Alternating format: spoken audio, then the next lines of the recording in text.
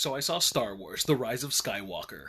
I'm not going to even bother putting up a spoiler alert on this video, so if you haven't seen it yet, I would click away. I'll give you a moment. Okay. This was everything, and I mean everything I've ever wanted in a Star Wars sequel.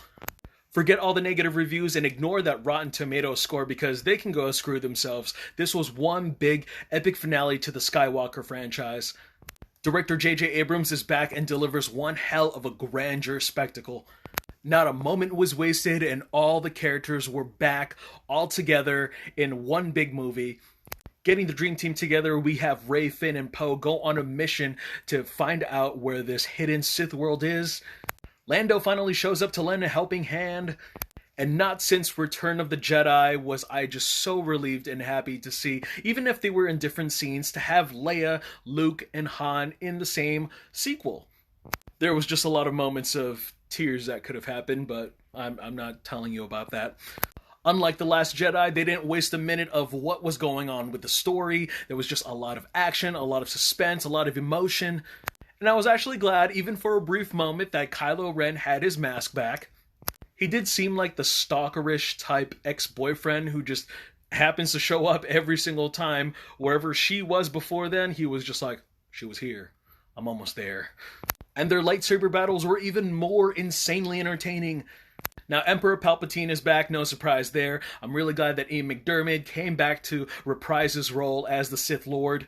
I'm actually glad that the movie didn't go into a whole expose about how he got there, how long he's lived, what he was doing in the meantime, you know, all that kind of stuff. It just went straight to the mission, what our heroes had to do, and what our villains were up to. Now, I wasn't completely surprised by the ending twist that involved Palpatine and Rey.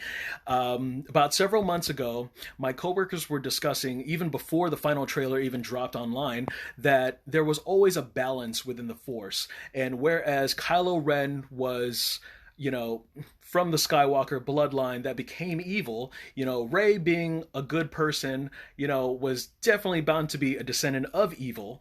And which made more sense, and but thinking about that theory back then, I was just like, you know, that sounds like an interesting twist. I would love to see that on screen if that was the answer.